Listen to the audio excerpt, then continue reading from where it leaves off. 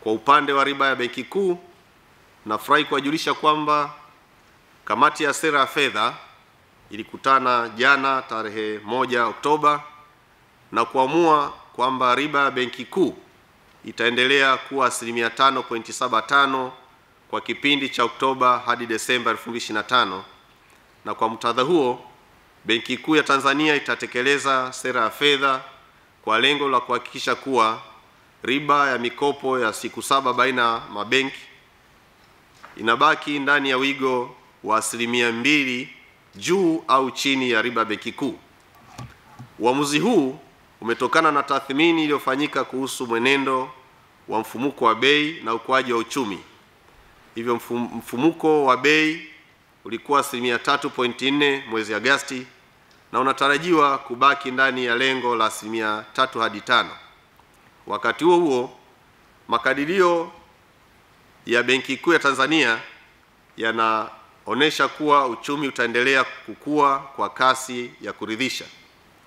Kuhusu utekelezaji wa sera ya fedha kwa robo ya iliyoishia Septemba 2025, nafurahi kuwajulisha kwamba utekelezaji wa sera ya fedha katika robo ya mwaka iliyoishia Septemba 25 ulifanikiwa kuwepo kwa ukwasi wa kutosha kwenye mabenki, na Benki Kuu ilitumia nyenzo zake za sera ya fedha, hususan mikopo ya muda mfupi kwa mabenki, ili kuongeza ukwasi kwenye uchumi. Hatua hii ilichangia kuimarisha ukwasi na kupelekea kupungua kwa riba ya mikopo ya siku 7 baina ya mabenki, ambapo benki zilikopeshana ndani ya wigo uliowekwa wa 2% juu au chini ya CBR au ile riba Benki Kuu. Kuhusu mwenendo na matarajio ya uchumi wa dunia, kamati ya sera ya fedha Benki Kuu ilitathmini mwenendo wa uchumi wa dunia na kubaini kuwa ukuaji wa uchumi katika nchi zilizoendelea na zile zinazoibukia umepungua kidogo katika robo tatu za mwaka 2025, ingawa umeendelea kuwa imara licha ya migogoro ya kisiasa na mivutano ya ushuru wa forodha kwa bidhaa wanazouziana kati yao. Hata hivyo, katika robo ya 4 uchumi wa dunia unatarajiwa kuimarika zaidi. Mfumuko wa bei pia umeendelea kupungua na kufikia malengo ya Benki Kuu katika nchi nyingi duniani. Kufuatia mwenendo huo, Benki Kuu nyingi duniani ziliamua kudumisha au kupunguza riba zao za Benki Kuu ili kuendana na sera ya fedha ili kuchochea ukuaji wa uchumi. Mwenendo huu unatarajiwa kuendelea katika robo ya 4 ya mwaka 2025, na bei za bidhaa katika soko la dunia, hususan mafuta ghafi, zilipungua hadi wastani wa dola za Marekani 68 kwa pipa ikilinganishwa na robo mwaka iliyotangulia.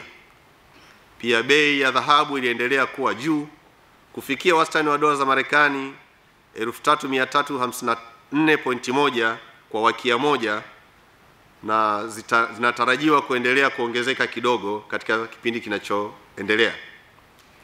Kuhusu mwenendo na matarajio ya uchumi wa ndani, nafurahi kuwajulisha kuwa mfumuko wa bei kwa Tanzania bara ulikuwa 3.4 mwezi Agosti 2025, ndani ya lengo la nchi la 3 hadi 5, na unaokidhi vigezo vya mtangamano wa kiuchumi kwa nchi za EAC pamoja na SADC.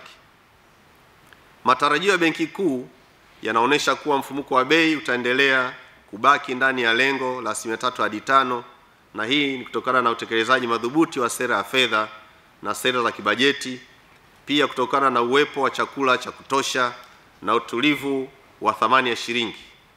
Yote haya yanaonesha uimara wa uchumi wetu licha ya changamoto zinazoendelea kuikumba dunia kwa sasa. Tunafurahia pia mwelekeo chanya wa mfumuko wa bei, mapato ya serikali na akiba ya fedha za kigeni. Kwetu kutoka sekta ya kibenki ama mabenki, Haya yanatupa uhakika wa uthabiti wa uchumi wetu.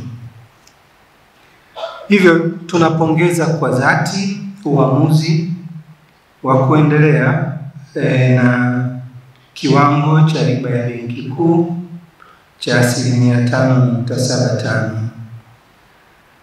Aidha, napenda kutambua mshikamano na ushirikiano ambao sisi kwenye sekta ya benki tunaendelea kupata kutoka kwa kuungana na Benki Kuu ya Tanzania na pia taasisi za serikali na wafanyabiashara kwa ujumla. Tunaamini ushirikiano huo ndio nguzo ya kuhakikisha kuwa sekta ya fedha na uchumi unaendelea kuwa thabiti, imara na hivyo kuendelea kuchangia kikamilifu katika malengo mapana ya ukuaji wa uchumi wa nchi yetu. Tunapoangalia robo ya 4 ya mwaka, taarifa tuliyoipata leo inatuongoza kufanya maamuzi sahihi na hivyo kushiriki kwa ufanisi zaidi katika kuendeleza ustawi wa taifa letu, hasa kupitia kutoa mikopo kwa sekta ya binafsi.